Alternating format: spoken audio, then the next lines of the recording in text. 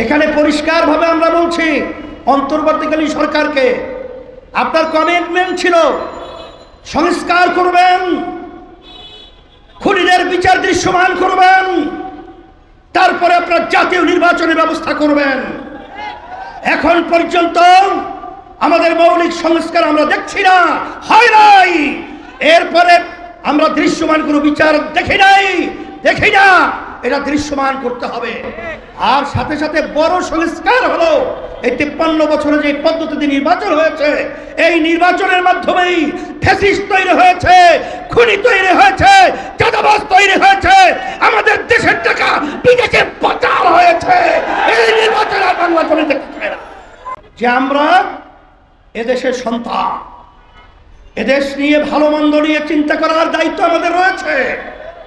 আপনারা যেন তেন একটা নির্বাচন করবেন, আবার চাঁদাবাজদেরকে পুনর্বাহন করবেন, আর আমাদের মায়ের কোলে আবার সন্তান হারা হবে।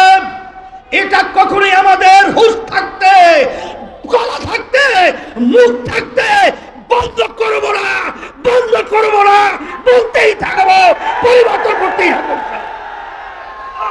সেই লক্ষ্যেই আমি সকলকে আহ্বান জানাবো, সিংহভাগ রাজনৈতিক দল বাংলাদেশে তারা কিন্তু পিআর পদ্ধতিতে নির্বাচন চায়।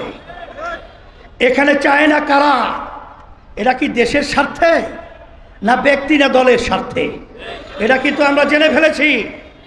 যদি আপনারা নাই চান, আমরা পরিষ্কারভাবে বলছি, বাংলাদেশের জনগণের কাছে মতামতের জন্য পাঠিয়ে দেন, গণভোটের ব্যবস্থা করেন। কারণ সুজন তারা সাধারণ আমাদের মানুষের, বাংলাদেশের জনগণের কাছে তারা মতামত চেয়েছিল।